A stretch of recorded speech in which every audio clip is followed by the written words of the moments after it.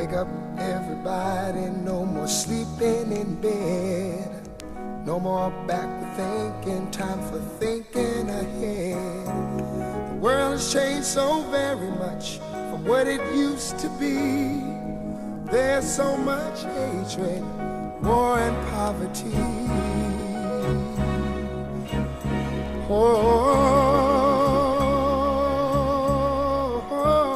The road to majority rule. This single event in Bahamian history played a significant role in shaping the modern Bahamas we experience today.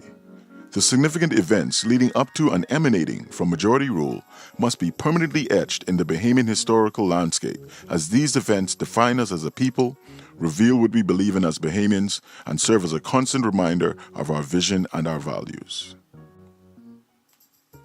The following is a cursory account of the significant events surrounding and leading up to majority rule, the meaning of majority rule, and homage will be duly paid to the freedom fighters that fought this epic battle in the name of freedom and justice.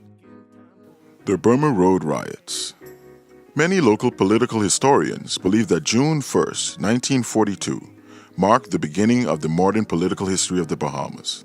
The events of the Burma Road Riots came as a result of the agitation by laborers for equal pay for equal work, regardless of color or nationality.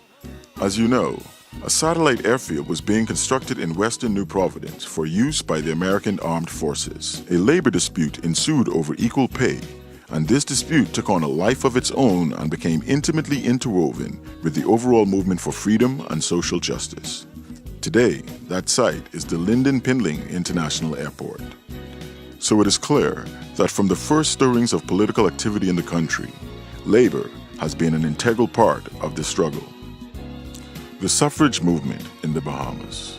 The movement really started with a conversation between Mrs. Mary Ingram and her husband following his defeat in the 1949 general elections. The defeated candidate opinioned that his political fortunes could have been very different had women voted in that election.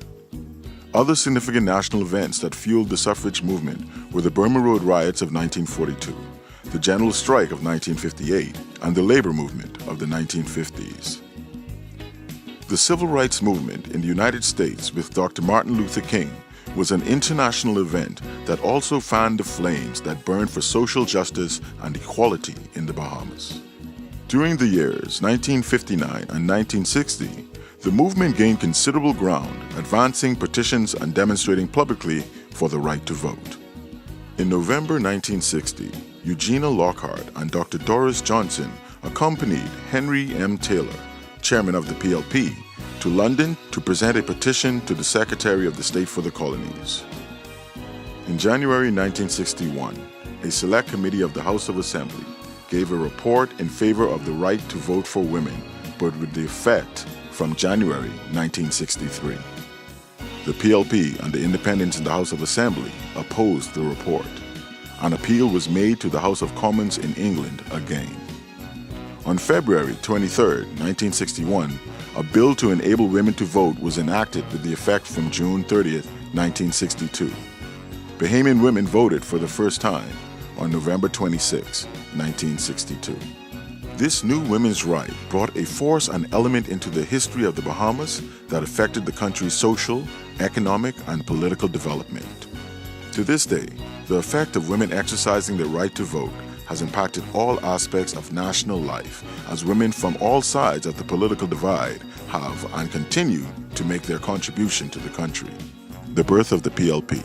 The PLP was born out of a movement that embodied the hopes, aspirations, and feelings of a generation of Bahamians who were demanding equal work, majority rule, and the freedom to pursue any hopes and wishes they dared conceive.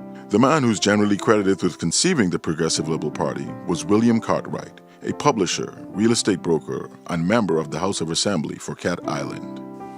Many black businessmen and lawyers were invited to join, but for reasons of their own decided not to be identified with the new movement. But the party's course was clear from the beginning. The PLP was designed to represent all that was opposed to unfair privileges and the wealth and power this afforded the Bay Street Boys. General Strike of 1958. In support of 1957's protests, a 16-day general strike brought Nassau to a screeching halt. Unionized or not, just about every worker participated, and the strike was quite peaceful. The result was the Trade Union and Industrial Conciliation Act and the setting up of a labor department. The general strike took place on January 1958. Later that year in June, Allen Lennox Boyd, Secretary of the State of Colonies, ordered that the first constitutional steps be taken toward majority rule. The voting franchise was extended to all males, whether they were landowners or not. The once ambiguous unlimited plural vote was ordered to be reduced to 2, and the abolition of the company vote was ordered. Black Tuesday. On this day, the governing United Bahamian Party sought the approval for a boundaries draft order, which established the boundaries for the various constituencies of New Providence and the Family Islands under the provisions of the 1964 Constitution. During a sitting of the House of Assembly, the PLP proposed 2 amendments to the revisions of the boundaries draft order which the UPP had presented. The amendments were designed to get a fairer idea of the number of voters and their distribution, but both proposed amendments were rejected. It was at this point that Sir Lyndon walked over to the Speaker's table and lifted the 165-year-old mace, the symbol of the Speaker's authority, and said, "This is the symbol of authority, and the authority on this island belongs to the people, and the people are outside." With that, he raised the mace and hurled it through the open window of the House of Assembly. The Progressive Liberal Party describes this event as an act of defiance in the pursuit of liberty and fairness. So Tuesday, the 27th of April, 1965, was destined to go down in Bahamian history as Black Tuesday. Majority Rule Day. Some have argued that the great significance of majority rule was that after years of struggle by many freedom and justice-loving people, the back of the old oligarchy was finally broken.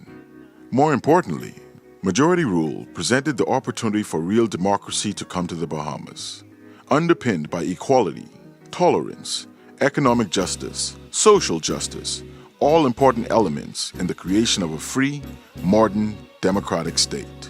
All Bahamians benefited in one way or another from the historic event that took place on January 10, 1967, a day that now wears the rather inelegant appellation of Majority Rule Day. Majority Rule ushered in the opportunity for all Bahamians to have constitutional, political, social, cultural, and economic rights. Where these rights were not readily accessible, the government of the day created laws and implemented policies to enable these entitlements.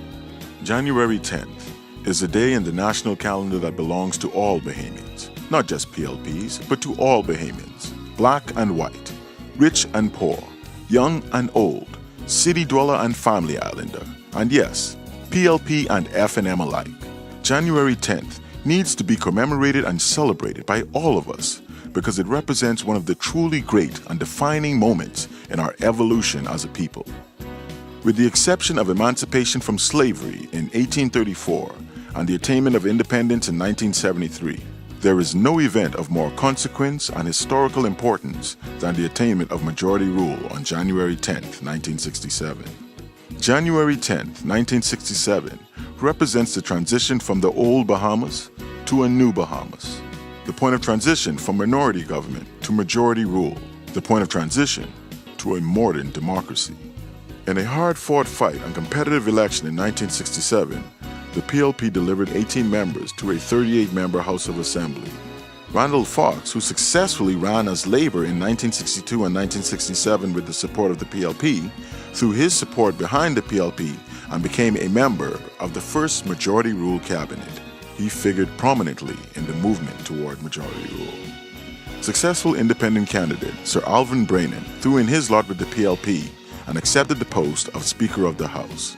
These two warriors for justice and freedom tipped the proverbial scale in favor of the PLP, and the first Majority Rule Cabinet was formed. This distinguished group consisted of Cecil Wallace Whitfield, Milo Butler, Arthur Hanna, Clarence Bain, Jeffrey Thompson, Carlton Francis, Randall Fox, Warren Lavardy, Curtis Macmillan, Clement T. Maynard, and Lyndon Pinling. As Bahamians look to the future, it must be the average man making the average salary with children to educate to university level, that they see not a glass ceiling, but opportunities that give rise to hope as we work to build the best little country in the world. Bahamians, good evening. This is the very first time that I am speaking to you as Premier. What I said to a number of newsmen yesterday was recorded and played back for you to hear last night. But tonight, I speak to you directly, to you, my people. What has happened to me and my colleagues over the last 48 hours would not have happened without you. It would have been impossible without you. I, therefore, on behalf of my party and I, thank you all from the bottom of my heart. Prayers surely change things. Tonight, no man can deny that we have come a long way. But I hasten to warn you that we still have a long, long way to go. The road has been hard and difficult, full of pitfalls and dangers, some put there by our friends, others by our enemies. But thank God, we have overcome.